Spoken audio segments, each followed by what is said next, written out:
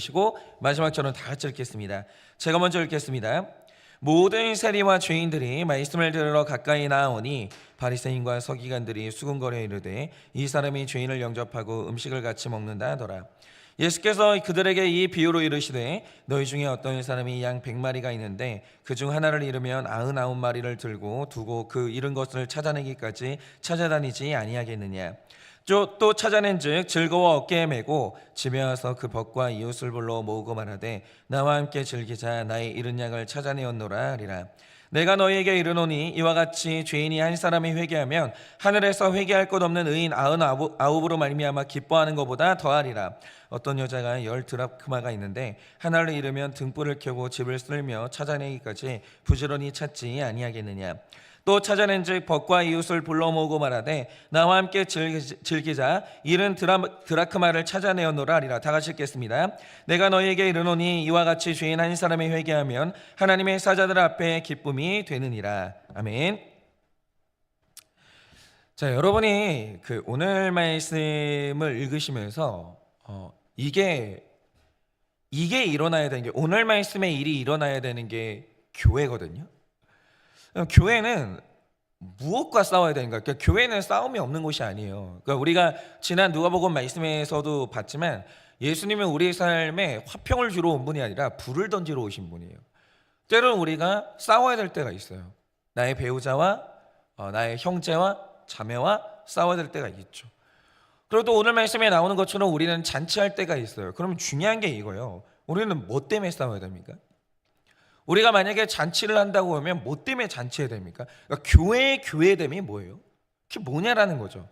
그게 이제 오늘 말씀에 선명하게 나오는데, 자, 먼저 우리가 이제 오늘 말씀을 나누면서 먼저 도대체 율법이 뭐냐? 교회는 율법으로 세워지는 게 아니에요. 교회는 복음으로 세워집니다. 그러면 교회가 복음이 중심이 된다는 게 뭔지를 얘기하려면 먼저 율법이 뭐냐? 이 본질부터 파악을 해야 되는 거예요. 일단 아주 유치하지만 가장 기본이 되는 질문을 좀 먼저 해보자 이겁니다. 여러분, 율법은 좋은 겁니까? 나쁜 겁니까? 기본적으로 율법은요, 그리스도인이 그리스도인 되는 데 있어서 핵심적인 역할을 하는 게 율법이에요. 율법이 없으면 복음이 성립이 안 돼요. 율법이 있어야 복음도 있는 거예요. 그러니까 율법을 알지 못하는 사람은 참된 그리스도인이 될 수가 없는 것이죠. 그러면 왜 율법이 그리스도인을 만드는데 핵심적인 재료가 되느냐? 자, 갈라디아서 3장 24절 25절을 보시면 바울이 율법을 뭐에 비유하냐라고 하면 몽학선생이라고 얘기를 해요. 그런데 이 몽학선생이 지금 우리가 읽고 있는 개역개정에서는 초등교사로 번역이 됐어요. 그러면 이 몽학교사, 초등교사가 뭐냐? 당시 헬라 지역에서 관습이 하나 있었는데 그게 뭐냐면 가난 때문에 몸이 팔린 노예 중에서는 학식이 꽤 높은 지성인들도 있었어요. 예를 들어서 이제 어떤 나라가 어떤 나라와 전쟁을 해요. 어떤 나라가 지죠. 근데 지는 나라에 이제 사람들을 이제 노예로 끌고 왔는데 학식이 높은 사람들이 노예로 끌려가는 거예요. 예를 들어서 그 중에 한 사람이 다니엘이었죠. 다니엘이 귀족입니다. 학식이 높은 사람이었어요. 전쟁에서 지니까 노예로 팔려가는 거예요. 그러면 이제 각 귀족의 이제 집주인은 자기 집에서 가장 학력이 높은 그 노예 하나를 뽑는 거예요. 그리고 자기 자녀가 학습을 시작하는 6살 때부터 그 노예를 내 아이의 선생님으로 붙여주는 거예요. 여기서 이 노예 선생 있죠. 이 사람을 몽학 선생 아고고스라고 불렀어요. 그러니까 이 노예는 집주인의 자녀의 선생이 되는 순간부터 잠시 노예의 신분을 벗습니다. 그리고 이 사람이 이제 성인의 자격을 갖출 때까지 어른이 되는데 필요한 기초적인 학문들이 있죠. 초등학문을 열심히 가르쳐 주는 거예요. 그러니까 아주 중요한 존재죠. 그러니까 이 아고고스, 몽학 선생이 없으면 한 아이가 성인으로 나아갈 수가 없는 거예요. 그래서 이 아고고스의 신분이 노예이기는 해도 집주인의 아들을 가르치는 동안에는 자기는 이제 선생님의 그 집주인의 아들이 선생님의 가르침을 받고 순종을 해야 돼요. 노예라 할지라도 나를 가르쳐 주기 때문에 순종을 해야 되는 거예요. 그런데 이 아이가 16살이 되면서 성인이 되는 순간 몽학 선생은 이 아이에 대한 일체 영향력을 잃어버려요. 그리고 이 아이의 인생에서 조용히 사라져지는 거죠. 그리고 이제 이 아이는 몽학 선생이 없는 성숙한 성인으로서 초등학문보다 훨씬 더 아름다운 가치를 추구하면서 성인으로 살아가게 되는 거예요. 다음 학문을 배워야 되는 거죠. 그게 뭐냐? 자유인으로 어떻게 살 것인가? 이제 이 주제를 배워야 되는 거예요. 자, 보세요. 바울은 율법을 얘기할 때 이 아고고스, 몽학 선생이 율법이다, 이렇게 비유를 한 거예요. 그러면 이 몽학 선생의 존재에 대해서 특별히 우리가 주목해야 될 게 뭐냐면, 한 아이가 성인이 되기까지는 기본적인 지식을 알려줄, 초등학문을 알려줄 이 몽학 선생은 반드시 필요하다는 거예요. 그런데 두 번째 중요한 점이 뭐냐? 아이가 초등학문을 습득하고 성인이 되는 즉시 역할을 끝낸 몽학 선생은 사라져야 된다는 거예요. 이 아이는 반드시 다음 단계로 나아가야 된다는 거예요. 그런데 나의 인생에 평생 이 몽학 선생이 곁에 있다, 이 말 뜻이 뭐냐면 내가 아직도 초등학교 수준을 벗어나지 못하고 있다, 이 뜻이 되는 거죠. 그러니까 몽학 선생에게 일평생을 배워서는 성숙한 다음 단계로 나아갈 방법이 없는 거예요. 바로 이게 율법의 본질이라는 거죠. 그러니까 율법은 가장 낮은 단계의 지식인 거예요. 그러니까 이 율법이 나쁜 것도 아니고 오늘날까지 율법은 폐지되지 않았어요. 그러니까 많은 사람들이 오해하는 게 뭐냐면 예수님이 율법을 폐지시키러 오신 게 아니라 율법을 완성시키려고 오신 거예요.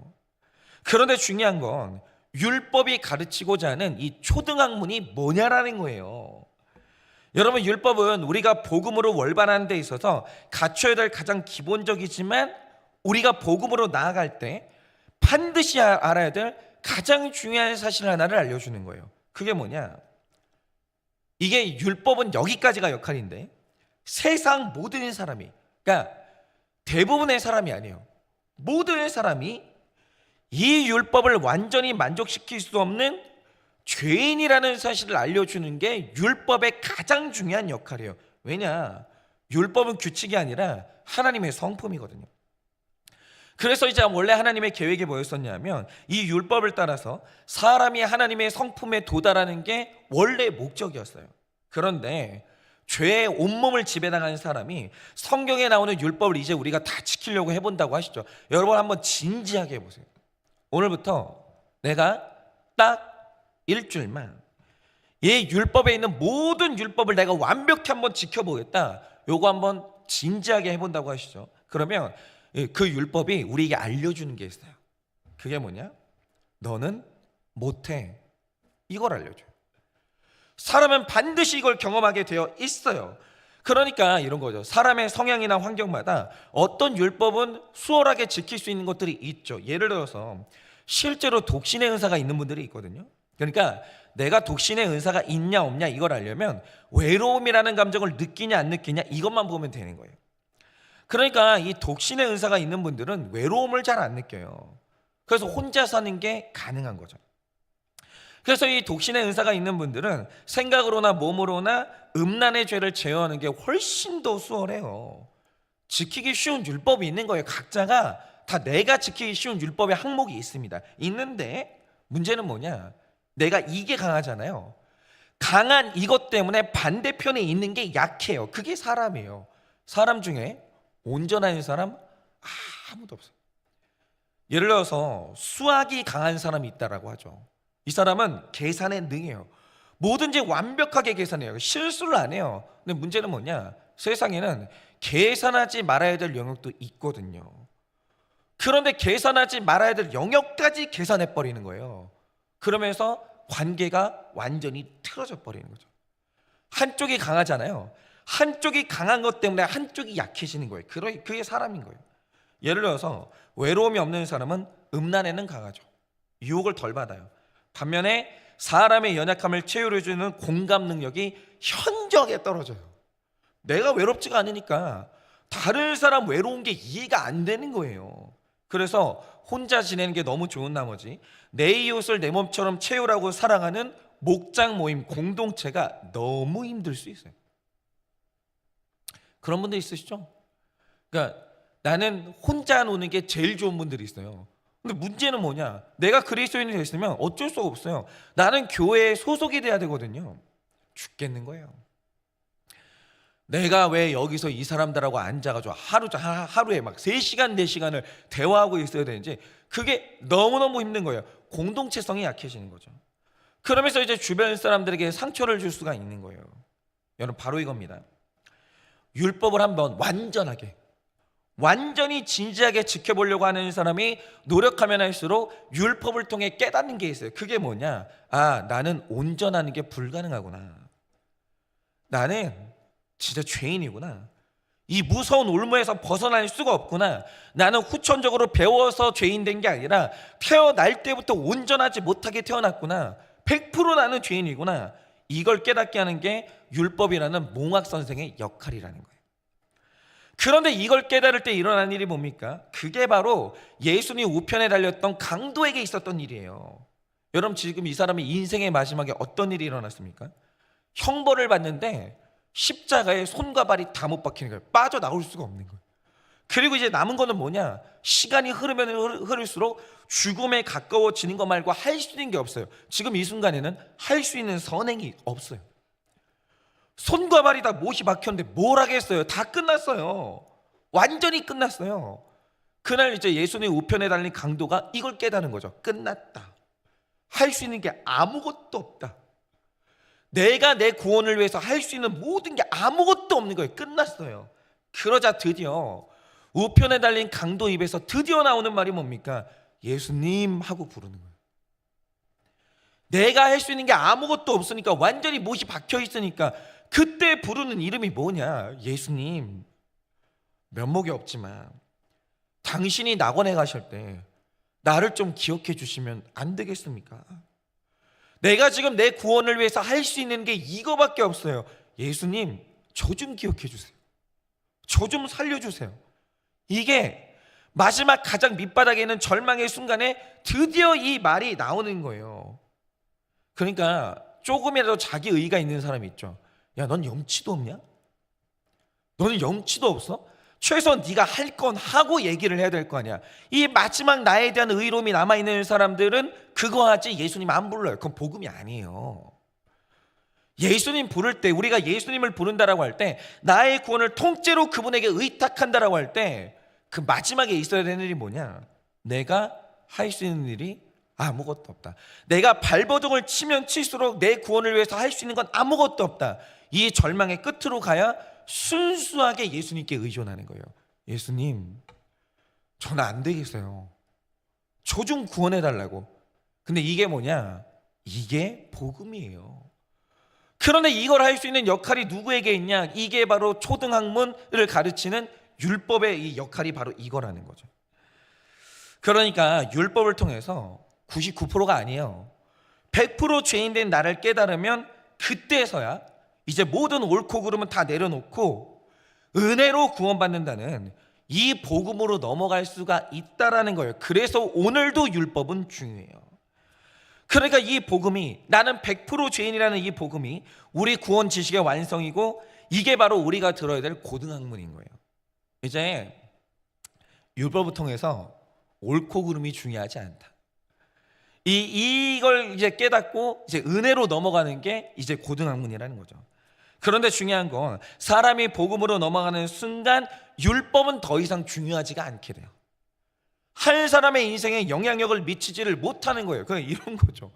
제가 제 아내보다 한 10개 더 많이 알아요. 그래서요. 그러니까 우리 아내가 틀렸어요. 내가 옳아요. 그래서요. 아니, 내가 우리 아내보다 하나 더 많이 알고 하나 더 옳아요. 그게 내 구원이랑 무슨 상관이 있는데요? 아직도 내가 1만 개 잘못하게 남아있는데. 옳고 그름 놓고 따지는 건요, 세상에서 제일 바보 같은 거예요. 그러니까 그게 중요할 때도 있죠. 그러나 중요한 건 뭐냐면 그게 내 구원하고 아무 상관이 없다고요. 그게 내 인생에 제일 중요한 주제가 아니에요.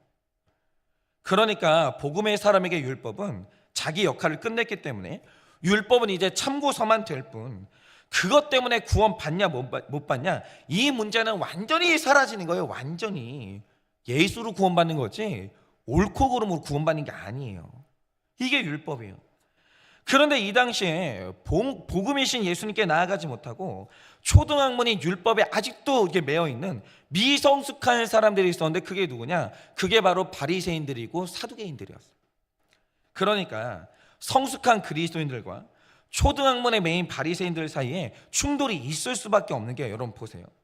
그리스도인들에게 모든 사람이 죄인이라는 사실은 이미 끝낸, 예전하게 끝난 이 초등학문이에요. 그러니까 저는 제가 죄인이라는 사실에 대해서 더 이상 변명하고 싶지 않아요. 그러니까 예전에는 누가 저를 딱 틀렸다고 하잖아요. 방어 기자가 발동을 해가지고 난리를 치는 거예요. 내가 왜 틀렸냐고. 내가 왜 틀렸냐고. 난 틀리지 않았다고. 하루 종일도 그것 때문에 싸우는 거예요. 근데 이제는 그것 때문에 싸우지 않아요. 인정하면 편한데, 인정 안 할 길이 없는데 내가 왜 내 인생을 나의 옳고 그름을 증명하는 데 써야 돼요? 아니, 내가 100% 죄인인 게 언제 증명되고 끝난 문제인데 아직도 거기에 목을 메고 있냐고요. 저는 그거 졸업했어요. 미안하다, 잘못했다, 그 죄인이요, 인정하면 끝나는 걸 가지고 뭘 거기에 그렇게 목매고 있냐고요. 의미 없어요, 옳고 그름은. 그러니까 1절을 보시면 성숙한 복음이 예수께 나오는 사람들을 만나보지도 않고 딱 규정하는 게 있어요. 그게 뭐냐, 오늘 사람들이 예수님께 나오는데 모든 세리와 죄인들이 말씀을 들으려고 가까이 나왔다, 이렇게 기록하고 있어요. 그러니까 예수님께 나오는 사람들을 세리, 죄인 이렇게 얘기하는데 세리는 죄인 아니에요? 그러니까 오늘 말씀이 말하는 게 뭐냐면, 세리는 유대인들이 가장 싫어하는 죄인이고 나머지는 덜한 죄인, 뭐 요 정도로 구분하고 있는데 죄인 말고 아무도 없는 거예요. 예수님 앞에서 다 죄인이에요. 이게 끝난 사람들이 복음으로 나간 사람들이라고요. 뭘 그렇게 따져요. 죄인 아닌 사람 누가 있어요? 복음은 여기서 시작하는 거예요. 그러니까 아직 율법을 못 벗어난 초보들에게 누가 옳으냐 그르냐, 이 논쟁이 중요한 이유가 뭐냐면 수준이 낮으신 거예요. 그러니까 제가 말씀을 모르는 사람하고 웬만하면 결혼하지 말라고 하는 이유가 뭐냐면, 잘 들으세요. 말씀 모르고 결혼하잖아요. 죽는 날까지 옳고 그름으로 싸워요. 당신 그때 결혼식 날 나한테 왜 그랬어? 이걸 가지고 60대서도 싸워요. 그러니까 지금도 저희 아버지가 얼마 전에 여기서 벗어난 것 같은데, 저희 아버지가, 제가 말씀드렸잖아요, 70 될 때까지 하신 말씀이 있어요. 여보, 그때 새벽 예배 때 왜 나한테 연탄 가르라고 그랬어? 나 새벽 예배 나가야 되는데 저희 어머니가 그랬다. 우리 어머니는 기억도 못해요. 우리 아버지가 이제 새벽 예배 나가야 되니까, 인도해야 되니까 피곤하잖아요. 그래서 이제 열탄불이 꺼지니까, 그거는 원래 이제 저희 어머니 담당이었는데 그게 신혼 초에 있었던 일이에요. 여보, 그때 왜 그거 당신 차례인데 나한테 연탄불 가르라고 했어? 그 상처를요 60대까지 얘기했다고요. 60대까지. 이게 무슨 의미가 있어요? 무슨 의미가 있어요? 그냥 당신이 그때 피곤했나 보다, 미안해, 내가 그때 당신 마음 모르고 그렇게 해서 미안해, 그러면 끝나는 거 아니에요? 중요한 게 그게 아닌데 거기에 그게 진리인 줄 알고, 초등학문이 인생에서 제일 중요한 문제인 줄 알고 아직도 그거 가지고 목매는 분들이 있어요. 목사님, 저는요 아직도 이 사람한테 미안하다는 말을 못 들었어요. 들으면 뭐 하냐고요? 들으면 뭐 할 건데요? 들으면 구원 받아요? 아무것도 아닌 문제를 가지고, 목사님, 저는요 이 사람한테 사과 못 받으면요 평생 용서 못 해요. 아직도 거기 매여 있냐고요? 아직도 중요한 게 구원인데. 여러분, 복음이라는 고등학문으로 넘어가는 사람들에게 너보다 내가 죄인이기 때문에 사과, 그거 좀 몇 번 요구하다가 안 되면 많은 거예요. 내가 회개해야 될 게 산더미인데. 그 애저녁에 끝난 논쟁이라는 거죠, 복음을 아는 사람들에게는. 왜냐? 애저녁에 인간이 모두 다 죄인이고 그 중에 내가 가장 죄인이라는 걸 복음의 사람들은 다 깨달았거든요. 그거는 예수 믿는 사람은 제 생각에는 대학교 가기 전에 끝내야 돼요, 빨리. 그게 구속사거든요. 그래서 이제 복음에 이르는 사람들에게 이제 관심사는 옳고 그름이 아니라 모두가 죄인인데, 그럼 나는 어떻게 구원받을 거냐? 그러면 내 형제 자매는 어떻게 구원받을 거냐? 우리 모두가 다 잃어버린 양이고 잃어버린 동전인데 도대체 이걸 어떻게 찾을 거냐? 이게 복음으로 넘어갈 사람들의 관심사라는 거죠. 그러니까 오늘도 아직 초등학문에 매여 있는 바리새인과 예수님의 만남을 보면 맨날 충돌하는 게 뭐냐? 예수님은 어떻게 하면 잃은 양 찾을까? 어떻게 하면 한 사람 이렇게 살릴까? 여기에 몰두하시는데 바리새인들이 맨날 몰두하는 게 뭐냐? 안식일에 이삭을 먹었어 안 먹었어? 식사할 때 손 씻었어 안 씻었어? 나는 손 안 씻고 밥 먹는 인간하고는 상종을 할 수가 없어. 여기에 과몰입되어 있는 거예요. 막 진짜 가슴이 터질 것 같은 거예요. 그게 뭐가 중요해요? 그게 뭐가 중요하냐고요. 그런데 그게 아직도 중요한 사람들이 있다는 거예요. 그러나 여러분, 복음은 어떻습니까? 옳고 그름의 존재는 모든 사람이 그르다는 게 입이 답이 났기 때문에, 그러면 하나님 앞에서 하나같이 죄인 되었고 잃어버린 바 된 이 사람들을 어떻게 구원시킬 거냐? 늘 이 싸움인 거예요. 나머지는 하나도 안 중요해요. 저도 그런 거 안 중요해요. 어떻게 하면 이 사람 구원받을 수 있냐? 이게 중요한 거죠. 여러분, 사람의 수준이라는 것은요, 자기가 머물고 있는 곳의 논리를 절대 벗어나지 못해요. 절대로. 그 사람 논쟁의 주제를 보면 그 사람 수준을 알 수 있는 거예요. 예를 들어서 요즘에 초등학생들이 목숨 걸고 매달리고 있는 논쟁이 있대요. 그게 뭔지 아십니까? 장원영이 예쁘냐 안유진이 예쁘냐 이거예요. 이건 포기가 안 돼요. 얘들 이거 가지고 있잖아요. 멱살 잡고 싸우는 거예요. 초등학생이니까 여기에 목숨 걸고 싸우는 거예요. 사람의 논쟁은요, 자기 수준을 못 벗어나는 겁니다. 그런데 성경은 시간이 생명이기 때문에 때를 아끼라고 했는데, 시간을 제일 잘못 쓰는 방법이 뭐냐? 의미도 없고 소모적인 주제 가지고 몇십 년을 논쟁하고 있다. 그 사람 죄인인 거예요. 시간을 왜 그렇게 써요? 시간을 왜 그렇게 쓰냐고요? 꼭 그렇게 사과를 받아야 돼요? 꼭 그렇게 내가 옳다라는 것을 인정받아야 돼요? 그거 아니면 나는 너를 평생 용서할 수 없어요? 그거를 도대체 10년, 20년씩 가지고 가는 방법이, 이유가 뭐냐라는 거죠. 시간 그런 데 쓰고 계시잖아요. 여러분 율법의 사람인 거예요. 그게 왜 중요하냐고. 그게 시간을 허비하는 죄인 거예요. 그러니까 거듭 말씀드리지만 이 바리새인과 서기관의 치명적인 죄가 뭐냐? 율법이 나쁘다는 게 아니에요. 율법 중요해요. 근데 언제까지 율법에 매여 살 거냐고. 살아가는 동안 율법을 통해서 빨리 내가 죄인인 거 인정하고, 부부 사이에 제일 중요한 게 뭐냐면 내가 죄인이야, 이거 있잖아요. 하루라도 빨리 깨달아야 되는 거야. 하루라도 빨리. 그래야 부부가 영혼구원이라는 가정중선이라는 다음 스텝으로 넘어가는 거예요. 근데 그걸요 20년, 30년째 못 넘어가시는 분들이 있어요. 그러니까 이혼 숙녀 캠프에 나가시는 거예요. 그리고 이제 우리는 복음으로 나아가야 될 거 아니에요. 부부가 왜 만났어요? 사람 살리려고 만났지, 구원하려고 만났잖아요. 근데 여전히 싸우려고 만나는 사람처럼 20년, 30년째 싸우시는 분들이 있다는 거예요. 그런데 그 율법 초등학문에서 벗어나지 못하니까 인생의 영혼 구원 없고 일평생 옳고 그름이라는 단 한 사람도 구원시키지 못하는 초등학문에 매여서 인생을 소모하고 있는 거예요.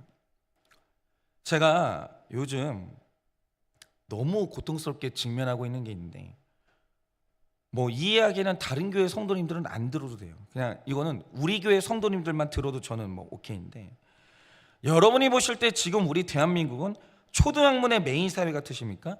고등복음으로 나간 사회 같으십니까?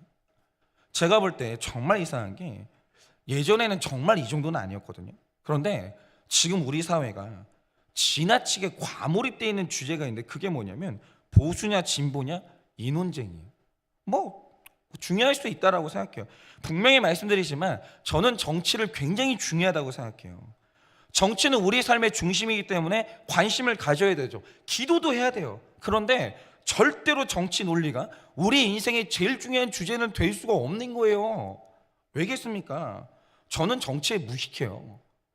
저는 그냥 기본만 말씀드리자면, 기본적으로 정치라는 게 서로 다른 견해가 충돌하면서 가장 좋은 대안을 내놓는 그나마 제일 좋은 제도가 이 정치 아니에요. 민주정치제도. 그러니까 정치에서 가장 안 좋은 게 견해가 하나밖에 없는 거. 그거 최악 아닙니까? 그게 공산주의잖아요. 견해가 하나밖에 없는 거. 좋은 정치는 나와 다른 상대가 있고, 싸울 수 있는 상대가 있고, 분열해서 논리적으로 싸우는 거. 이게 제일 좋은 거 아니에요? 거기서 우리한테 제일 좋은 게 나오기 때문에 그거 해야죠. 그리고 정치인들이 그렇게 경쟁하고 싸우다 보면 서로를 좀 과장해서 비난할 수도 있고 서로의 의도를 좀 심하게 왜곡할 수도 있고, 저는 그렇다라고 생각해요. 저는 좋다고 생각합니다. 정치인들이 안 싸우면요 야합하는 거예요. 정치인들은 싸워야죠. 싸울 때 너무 좋아요. 저러다가 우리한테 좋은 게 나오겠구나. 전 너무 좋아요. 그런데 이상한 건 정치인들이 자기 일하면서 그렇게 나뉘고 분열하고 경쟁하고 싸운다, 너무 좋아요. 저는 우리나라 정치인들이 엄청 실력 있다고 생각하거든요. 너무 좋아요. 왜냐? 그게 그분들 일이잖아요. 우리가 그거 하라고 그분들에게 월급 주고 특권 주는 거잖아요. 우리 대신 싸우라는 거예요. 전 너무 좋아요. 그분들 직업이니까. 그런데 제가 너무 이상한 건 뭐냐, 교회는 교회만 할 수 있는 일이 있어요. 정치인은 죽어도 못하는 걸 하나님이 교회에만 그 권세를 주셨다고요. 음부의 권세를 이길 수 있는 이 권세는 교회밖에 가지고 있지 않아요. 그건 교회의 의무고 교회의 특권이에요. 그러니까 정치인들이 싸워서 좋은 결론 내게 놔두고, 교회는 옳고 그름 위에 있는 사람이 어떻게 하면 구원받을 수 있는가, 여기에 몰입하는 게 교회 일이잖아요. 그걸 위해서 싸우는 것이고, 그걸 위해서 화합하는 것이고, 그걸 위해서 이 잔치를 해야죠. 교회는 구원이에요. 다른 게 없어요. 우리는 한 사람이라도 예수님 알고 구원받는데 바빠야 돼요. 이거 되게 바쁜 주제예요. 저는 바쁘던데요. 사람 하나 구원받는 주제가 있잖아요. 너무 바빠요. 근데 이상한 게 뭐냐, 제가 요즘 너무 괴로운 게 뭐냐면, 교회 목사님들께서 가끔씩 시국에 대해서 언급하고 걱정하시고 기도하시는 건 너무 좋죠. 목사님들이 하셔야죠. 세상하고 분리된 게 아닌데, 교회는 세상 속에 있는 교회거든요. 세상 바깥에 있는 교회는 없어요. 그러므로 우리는 기도해야죠. 언급해야죠. 그런데 왜 정치인이 아닌 분들이 거기 왜 매달려 계시냐고요. 왜 거기 우리가 매달려 있냐고요. 그러니까 왜 뉴스에, 정치 이슈에 목사님들이 중심에 있냐고요. 하나님이 음부의 권세를 이길 힘을 교회에만 주셨기 때문에 우리는 죄랑 싸워야 되는데 왜 우리가 거기에 들어가지고 중심에 있냐 이거죠. 지금 여러분, 세상 사람들이 교회를 어떻게 보는지 아세요? 교회가 외치는 복음을 뭐라고 생각하시는지 아세요? 요즘 교회는 영혼구원보다 보수 진보가 더 중요해지면서 교회의 복음이 옳고 그름인가? 사람들이 교회 수준을 다 이렇게 생각하고 있어요. 교회는 원래 저거 가지고 싸우는 데가 교회인가? 정말 세상이 교회를 이렇게 생각해요. 한마디로 교회 수준이 초등 수준으로 내려앉아 버렸어요. 이게 뭘 의미하냐면, 우리가 지금 너무 소모적인 주제, 교회의 핵심 주제가 아닌 것에 너무 과몰입에 대해서 지금 교회가요 시간을 허비하고 있는 중이에요. 완전히 시간을 놓치고 있는 중이에요. 지금 우리는 말세로 들어왔거든요. 예수님이 오신 그 다음부터 말세의 시간은 시작된 거예요. 언제 역사가 끝날 줄을 모른다라는 거죠. 한 사람 구원받는 게 너무 시급해요. 우리가 정치에 관심 갖지 말자라는 게 아니에요. 적당히 좀 하라는 거예요. 적당히. 여러분, 영혼 구원이 쉬워요? 제가 사역하시는 분들은 다 알아요. 평신도 사역자들은 한 사람 섬겨가지고 온전하게 세우는 게 1년도 걸리고 2년도 걸리고 10년도 걸리고 평생도 걸려요. 예수님 모르고 지옥으로 달려가는 내 배우자 구원하는 거, 그거 있잖아요. 어떤 사람은 일평생 바치시는 분들이 있어요. 얼마나 어렵고 얼마나 바쁜데요. 영혼 구원이요 세상에서 제일 어려워요. 정치 문제? 그게 세상에서 제일 어려운 게 아니에요. 한 죄인이 돌이켜서 천국 가는 거 평생을 바쳐야 돼요. 얼마나 바쁜데요. 그런데 거기 매달려 계셔야 될 목회자들이 매일 정치 뉴스에 나와요. 시간이 많으신가 봐요. 시간이 엄청 많으신가 봐요. 내가 보면 실력 있는 평신도 지도자들, 그리고 어떤 사역자분들 보면 일평생 복음에만 매달려도 안 되던데, 그분들은 얼마나 그렇게 실력이 뛰어나서 거기 그렇게 맨날 그 정치 뉴스에 나오시는지 모르겠어요. 나는 저는 알 것 같아요. 딱 이상한 데 몰두해 있는 그만큼 영혼들 놓치고 있는 거예요. 영혼들 놓치고 있는 거예요. 시간이 한정돼 있고 에너지가 한정돼 있는데, 그러니까 옳고 그름을 따지는 걸, 그걸 하라고 세워놓은 직업인들이 있으시니까 그들에게 맡기고, 우린 중요한 거 해야죠. 교회 본질을 추구해야죠. 영혼 구원하고 사랑하고 죽어가는 사람 섬기고 살리고 사람들 모이는 데 힘쓰고, 여기를 다시 한번 해야 된다는 거예요. 인생 짧기 때문에 허비할 틈이 없는 거예요. 가정도 마찬가지 아닙니까? 뭐 하고 계세요? 부부가 만났잖아요. 뭐 하고 계세요? 일평생 해결되지 않는 그 상처의 문제를 가지고 죽기까지 10년째 싸우고 있는 중 아닙니까? 네가 원래 내가 그러네 이러고 있진 않냐라는 거죠. 지금 여러분, 젊은이들이 우울증으로 죽어나가요. 그 꽃다운 연예인들이 우울증으로 죽어나가요. 이러고 있는 그때 우리가 SNS로 정치 이슈 퍼나를 때가 아니에요. 부지런히 말씀 퍼나르고, 어떻게 하면 이 사람에게 맞는 말씀이 이걸까? 이 설교가 이 사람한테 맞지 않을까? 이 사람 살리지 않을까? 이거 열심히 퍼날려도 시간이 부족한 분들이 여기 지금 얼마나 많은 줄 아세요? 평신도 지도자들이 맨날 고민하는 게 뭔지 아십니까? 어떤 설교를 들어요. 어떤 사람이 생각나요. 아, 이거 그 사람한테 전달해 줘야 되겠다. 이래도 부족하고 바쁜 게 인생 아니냐고. 그런데 우리가 이 옳고 그름에서 빠져나오지 못하면 우리가 바로 초등학문의 인생을 허비하는 바리새인과 서기관처럼 된다라는 거죠. 주일날 손 씻고 안 씻고 밥 먹는 게 뭐가 그렇게 중요해요? 동전 잃어버렸으면 찾아야 될 거 아니에요. 양을 잃어버렸으면 찾아야 될 거 아니에요. 제가 권면드리기는 우리 사회를 둘로 나누는 건 정치인들의 의무예요. 둘로 나눠서 싸우시라 이거예요. 그것 때문에 세금으로 월급 주는 거 아니야. 하시라고요. 우리는 우리만 할 수 있는 일을 하는 거예요. 그래서 제가 오늘 이제 한일교회 성도님들한테 부탁드리고 싶은 게 있는데, 그런 일은 없어요. 지금 미리 부탁드리는 거예요. 뭐 평안할 때 같으면 목장에서 가끔 정치 이야기 할 수도 있죠. 그런데 요즘처럼 예민한 때는 목장에서 정치 이야기 하지 마세요.